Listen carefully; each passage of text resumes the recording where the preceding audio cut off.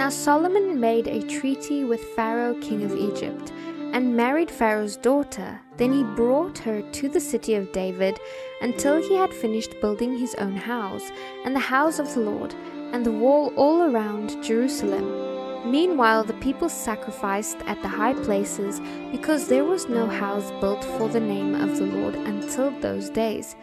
And Solomon loved the Lord, walking in the statutes of his father David, except that he sacrificed and burned incense at the high places. Now the king went to Gibeon to sacrifice there, for that was the great high place. Solomon offered 1,000 burnt offerings on that altar. At Gibeon the Lord appeared to Solomon in a dream by night, and God said, "Ask, what shall I give you?" And Solomon said, "You have shown great mercy to your servant David, my father, because he walked before you in truth, in righteousness, and in uprightness of heart with you. You have continued this great kindness for him, and you have given him a son to sit on his throne, as it is this day.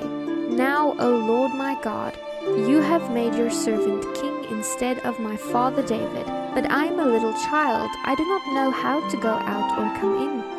And your servant is in the midst of your people, whom you have chosen, a great people, too numerous to be numbered or counted.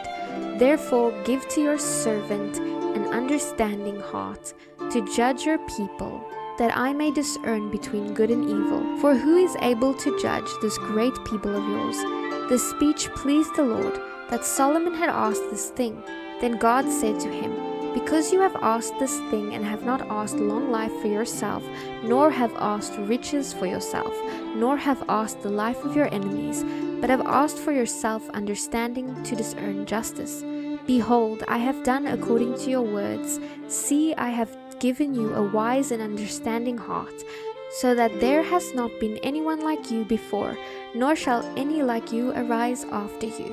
And I have also given you what you have not asked, both riches and honor, so that there shall not be anyone like you among the kings of all your days. So if you walk in my ways, to keep my statutes and my commandments, as your father David walked, then I will lengthen your days." Then Solomon awoke, and indeed it had been a dream. And he came to Jerusalem, and stood before the ark of the covenant of the Lord, offered up burnt offerings, offered peace offerings, and made a feast for all his servants. Now 2 women who were harlots came to the king, and stood before him. And one woman said, "O my lord, this woman and I dwell in the same house, and I gave birth while she was in the house.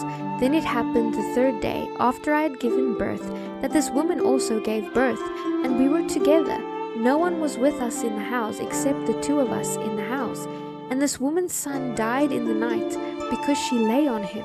So she rose in the middle of the night, and took my son from my side, while your maidservant slept, and laid him in her bosom, and laid her dead child on my bosom. And when I rose in the morning to nurse my son, there he was, dead. But when I had examined him in the morning, indeed he was not my son whom I had borne. Then the other woman said, No, but the living one is my son, and the dead one is your son.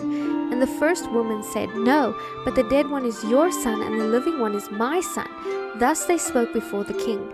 And the king said, The one says, This is my son, who lives, and your son is the dead one.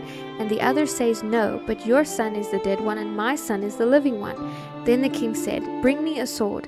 So they brought a sword before the king. And the king said, Divide the living child in 2, and give half to one and half to the other. Then the woman whose son was living spoke to the king, for she yearned with compassion for her son. And she said, O my lord, give her the living child, and by no means kill him. But the other said, Let him be neither mine nor yours, but divide him. So the king answered and said, Give the first woman the living child, and by no means kill him. She is his mother. And all Israel heard of the judgment which the king had rendered, and they feared the king, for they saw that the wisdom of God was in him to administer justice.